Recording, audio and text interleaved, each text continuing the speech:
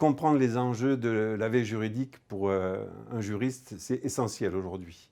Trouver le bon chemin de veille, soi-même ou avec l'aide d'un éditeur, par exemple, c'est un choix qui est crucial pour tout juriste. La veille juridique revêt une importance particulière pour tout juriste aujourd'hui, comme hier et comme demain. On a un enjeu sur le métier. Le métier de juriste ne peut pas s'exercer sans une veille régulière pour exercer un métier en toute sécurité, pour le juriste et pour ses clients aussi. Donc le métier reste attaché à la mise en place d'une veille. On verra qu'il y a plusieurs manières de la mettre en place, mais sur le métier, la veille juridique, elle est aujourd'hui toujours indispensable. Alors l'environnement change, il a énormément changé au cours des dernières années. Ce qui change finalement, c'est la façon dont les clients s'approprient des sujets juridiques.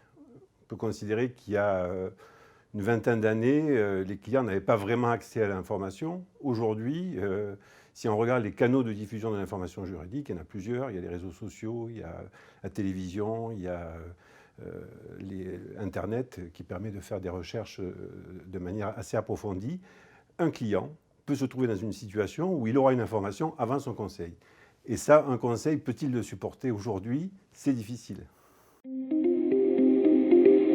Alors les outils, ils ont explosé de la même manière que l'information, c'est-à-dire que là où on a une information qui s'est développée et qui s'est diffusée de manière très large, on a eu parallèlement des outils qui ont vu le jour et qui n'existaient pas avant la veille. C'était principalement du papier. Aujourd'hui, on peut construire des veilles juridiques à partir d'outils numériques gratuits en ligne où on va paramétrer soi-même des chemins de veille pour obtenir les informations les plus rapides sur des sujets qui peuvent être des sujets législatifs, réglementaires, jurisprudentiels, voire des communiqués de ministères. C'est-à-dire qu'on peut avoir un spectre de veille qui est très large, bâti sur des outils qu'on aura conçus soi-même ou qu'on aura confiés à un professionnel. C'est-à-dire qu'il y a aussi aujourd'hui des éditeurs juridiques qui sont capables de mettre en place des systèmes de veille très fins, adaptés à des besoins particuliers.